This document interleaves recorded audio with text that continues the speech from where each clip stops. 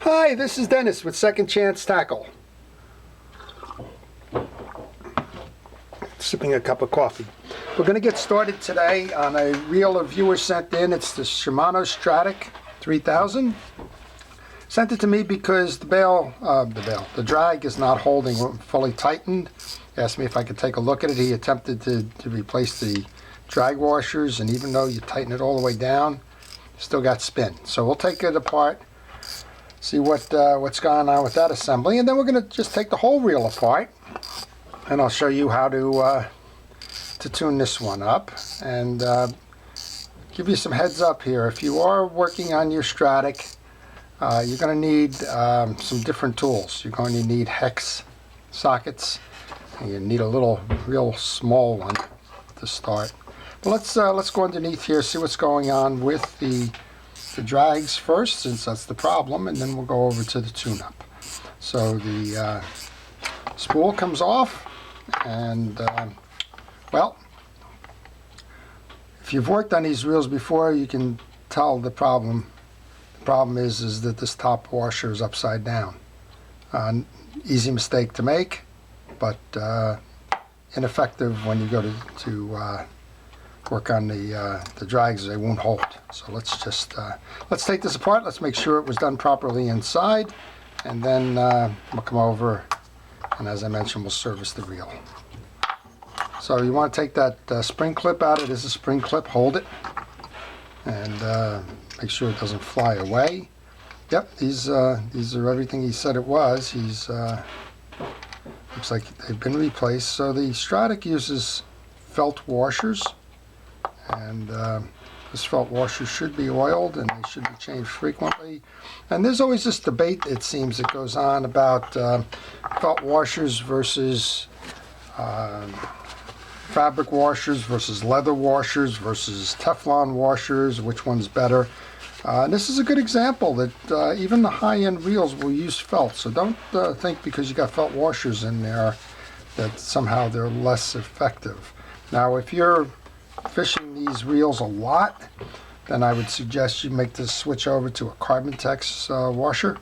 But if you're just using it under normal wear, trust the designers of this reel and trust that the felt washers will be fine. These don't show a lot of wear. So we're going to go back and put this back together then. The felt washer goes on the bottom to start things. Felt washers get oil, so I'm just going to put a little drip of oil in there. Looks like something came along for the ride there with the some monofilament. Probably should do a better job of that. Next up then, we have this carrier, and the felt washer will sit on top of this. And what you want to do on this one is make sure that the points are facing up. That's the way this one was designed. I'll just put the felt washer right on top of this one before I insert it. Makes it a little bit easier. And again, a little drop of oil. The drop of oil keeps it flexible. That's what you want in these. You don't want these things to dry out, or you will shred them. Okay, next up then, we take the eared washer. That's the one with the 2 points on it, and that sits in the carrier. I'll make sure that the ears go in those little slots there. Last of the felt washers then go on top. Oh, it looks like we're carrying something there as well. Perhaps a piece of felt that kind of got bunched up there. Let's get that out of there. It won't help the performance. All right, last of the felt washers then. A little bit more drops of oil here. Nope, I just pulled something out with that. That's not a good thing. Let's go back and do this again. I unfortunately grabbed the washer with the nozzle rather than putting a drip of oil on. I pulled the whole thing up.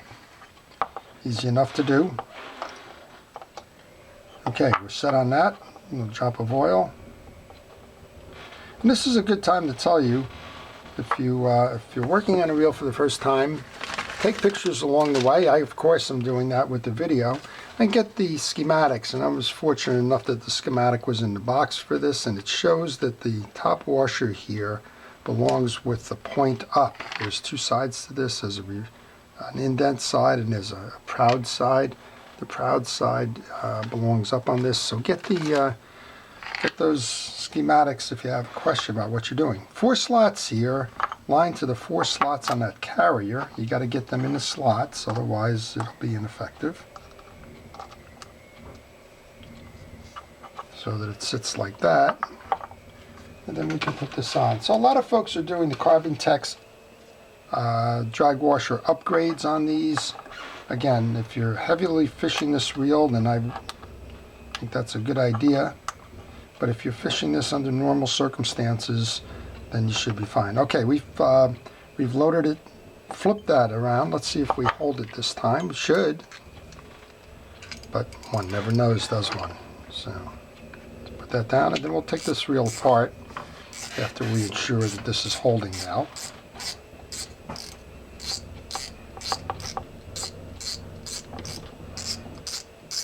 I'm just testing every few throws. There we go. Now we're grabbing. That's it. Ah, we got it. There you go. All right. Back it off. All right. So that was the difference here. And next time they change the washers, they know to put that piece upside down the right way and refer to the schematic if they need to. All right, let's service the reel then. So there's not a lot going on with this reel. It's relatively easy to do, but you need a couple of special tools. And the first tool you need then is a real small hex. I believe it's a hex. It's so small it's hard on my eyes, but it's a 0.9. I bought a set of these multi-bit micro screwdriver tools. Here I got them from Harbor Freight. Quite honestly, the only time I ever use it is when I'm working on Shimano reels. Probably a reason why some folks don't even work on them. There's one particularly annoying screw that's right in here, and causes me to take deep breaths, and I guess if I was into meditation or that, I probably would do that before I even attempted to do that. But there's a set screw in here, and you need the set screw to remove this collar. I'm just trying to find it now. Here it is. You need to remove this collar in order to service the reel. So let's get in there and do that. 0.9 is the piece. This is one of those things I call a tester. You'll just see it come out here. Hopefully, I turned the reel, didn't turn the, it's being camera shy. There you go, you can see it coming out on the side there. And that needs to be pulled, and you need to take care of that, because if you lose this thing, it's time spent waiting for a replacement. So I put that into a parts tray. You'll see that with the other 2 washers that I pulled off there. I recommend everybody use a parts tray. And once you do that, you can pull the assembly off. The assembly's got a collar. Note the orientation on that collar. Put that into your parts tray as well. Next up then is to remove the nut cap that's going to hold the rotor on. We've got 2 small Phillips head screws for that with the screwdriver. I'll keep my hand out of the picture. Folks have been telling me that I've obscured their view a little bit here, so I'm trying to do what I can while still being effective. So the nut caps come off, the 2 little Phillips head screws come off. There's a little shield here that sits underneath, and then we have the nut. The nut is a 12mm nut. I have an old Mitchell 300 tool that helps take those off. This is a contrary nut, so to take that off you want to go where you would normally go, tighten. It's going to be a reverse, and as soon as I break that, I like to take it off with my hand, and then we should be able to pull the rotor. Rotor's off, and now it's time to attack that case. This is your anti-reverse bearing. You don't need to do anything with it there unless it is malfunctioning. So let's go over and take the reel apart then. There's 3 different tools in that micro driver case that you need. Should have set this up ahead of time probably, but there's different hex screws here, and This one is only needed for that little one, so I'm going to put that right in my tray. Next one up, I'm going to grab the next smaller one. This is a T6. That's used for the bottom of the case. The bottom of the case has a nut right here, a hex nut. I don't know why they go for hexes versus Phillips head, and the funny thing is when I pull this case off, there's two Phillips head screws underneath here, so go figure, we have hex up top and Phillips head below. It's okay. I'll switch that out now, the 6, and put in a 7, T7. That's going to take care of the two case nuts up top. That's going to take care of, I have to tighten this. So you get what you pay for. I purchased this, I think, at Harbor Freight. I only use it on Shimano reels, so it's not like I'm using this thing every day. I guess if I was using it every day, I'd probably buy a set of these that have the firm as opposed to the interchangeable bits, but it's only when I use the Shimanos, so I'm okay. I don't do that many of these. Alright, I'm taking the two top ones out. I just want to make sure they're the same size. If there's one that's shorter than the other, you certainly want to note where they came from. In this case, both of those are the same, so we'll put those in. Now I have the two Phillips head screws below. They can be taken out with a Phillips head or a flat-bladed screwdriver. I'll start with this Phillips head and see how we do. Sometimes the ones that have that full through slot, it's easier to get with the flat-bladed screwdriver. We'll see. In this case, I'm going to do the same thing. I'm going to lay that on my workbench here just to make sure. I know that they're different, but I'm going to show you.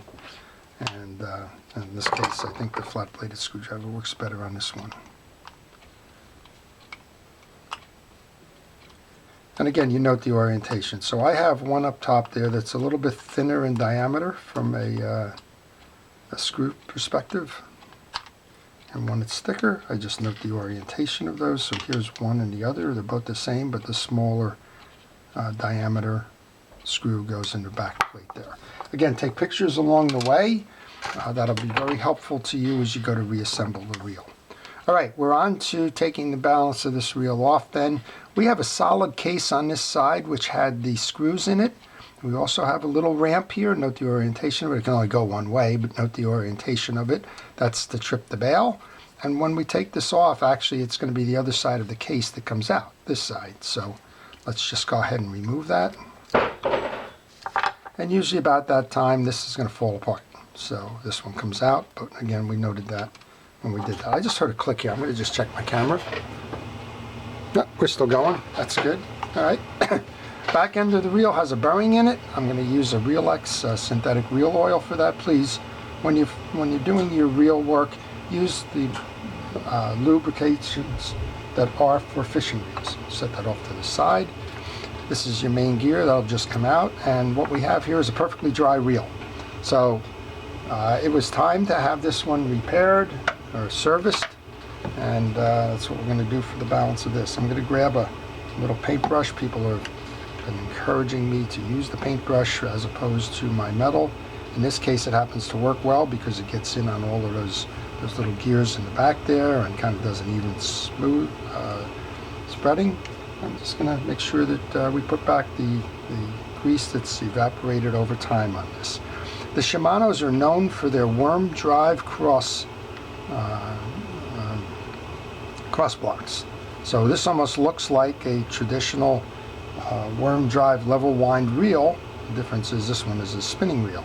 Now most of the time when I do this on an exterior worm drive, for mostly that's a conventional reel, I'm going to use oil on that worm drive because the salt and the debris and the like is going to clog as that stuff dries off on exterior worm drives. On the interior you're fine because that's not going to get in the way. Then I'm going to grab some oil and get that back bearing, and then I'm going to just check the main drive. As you can tell, this is dry as a bone, needs lubrication, and we're just going to check the teeth. They're all there and doing fine, thank you very much. And we're just going to place some grease onto the teeth there so that that operates smoothly as it meshes with the pinion gear. Alright, with that done, then we can pop this back in. Put a little bit more grease on the stud that's going to go into that bearing.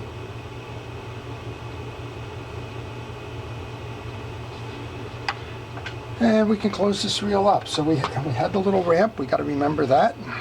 The little ramp sits in a slot on the case here. Just like that. Then we can put the back side of the reel on, or the front side, depending on what you want to call front and back. That should snap into place. It does, very nicely. And now we can go back in and grab those side plate screws. Thin one, oops, I got picked up a washer out of that case. Let's not use that one. Thin one goes in the back, so let's take care of that one first. I used a Phillips head on that and it came out fine, so let's use the Phillips head going back in. And when I put case screws on, I like to go north, south, east, west kind of a deal, just to keep the tension right on these things. So I'm going to go up top with the other one then, or the next one. This has got the bigger hex screw, and that's what's already in my tool here, so let's go ahead and use that to put that in. Grab the other one, kind of going east now, I guess. And then we'll come back down, put the bottom one in. So we fixed the drag on this one. It was just a simple matter of an inversion. It's a good reason why I tell folks to take pictures along the way, because there are times when you think it's easy enough to remember, and all of a sudden you find yourself in a little difficulty. So no shame in that. I've done that a whole lot of times. That's how you learn, right? So we've got the case done. Let's go put this on. So this is the bump guard. It has a little tag up top here, and that's always a precaution when I'm doing these things. When you get the screw out, don't just think you can yank it or something. You'll break that little tab. So be very careful with these. Otherwise you'll be searching out a parts supplier to get it back to the case. Okay, we got to change over to that other little bit. I've put the bits right into the case just so I don't have to go searching for them. Again, the tool is probably worth the $9 I paid for it, but not much more. I'm going to dip that one into grease to hold that little little screw that goes in the back here, just because everybody knows that I have a hard time with these little pieces and parts. So grease tends to be a little bit of a kind of a glue for a brief period of time as you go ahead and put that back in. Grab that. I'm going to wipe the grease off of here and the carrier. And then before I go any further, I'm just going to throw real quick, just throw that handle on, make sure that nothing is binding in this case, and that the reel is functioning fine. And it sure is nice and smooth. We can see the shaft moving up and down. Nothing's catching, so we're in good condition. I'm going to take this off because when you go to put that little carrier back on this, it does tend to be problematic. Okay, so with that then, I'm going to load the rotor back on. Actually, let's put a drop of oil into the carrier here as well. There's a little bearing sitting under there, and why not? Okay, rotor back on. Remember, we took this out in a clockwise fashion, so counterclockwise is how the nut goes back on. And because of that little crossbar, I'm just going to make sure that I'm at the bottom of the throw on this to use my tool. But again, you can use a 12mm socket if you need to. And I'm just, if I feel now, it pretty much has to be square in order to get the carrier sitting right. And we want to take the next thing up is the little washer here. It sits under the carrier. And the carrier, and look at that, I actually got it right. How unusual is that? Okay, we have two little Phillips head screws here that go into the carrier. I'm going to do the same thing I did before. I'm just going to use a little piece of grease there to kind of be the glue that holds the Phillips head screw in place. And then I'm going to start taking deep breaths, because the next one is my one little bugaboo on this whole reel is getting that little set screw back in place for the carrier on the shaft. And funny how you have different takes on that. All right, we're going to find this a nice performer, and make sure that the ramp is working. Yep, we're good there. Okay, so I like to move it so that I have a clear view of this. Remember, I took a note on the orientation. All right, put the carrier down.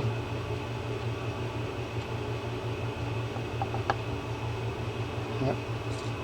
Didn't quite get that the way I wanted to. That little plastic ferrule came off.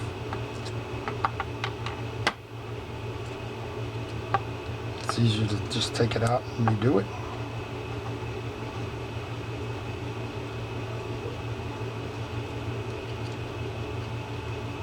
There we go. And then you can see as you do this that we have the hole aligned. That's kind of by design, right? That's how they do that.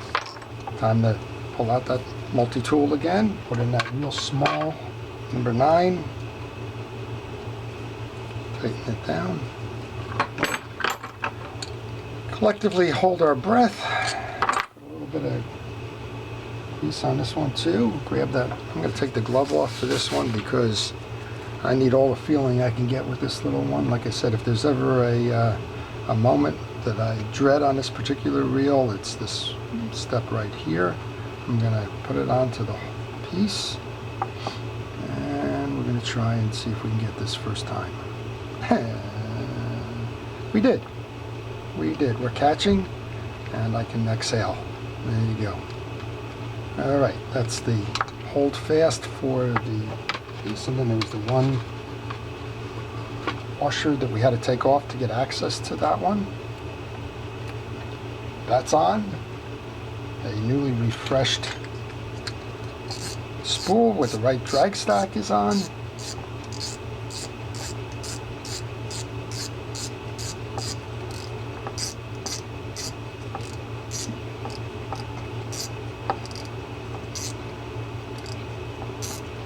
Making sure it's tight, and then I'm going to back it off.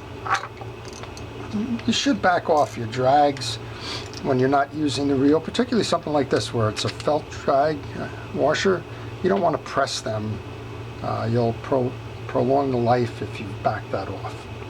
Okay, looking at my parts tray then, oops, I got another one. See, that's why you do this. I took 2 of those off, and that's why you use a parts tray, to make sure that all the pieces and parts wind up back on the reel. Proving once again that I'm human. Okay, put that other one back on then.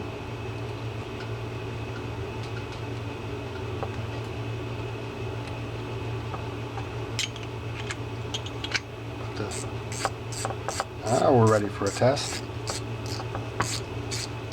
Everything in my parts tray now are my 2 other bits from the specialty tools.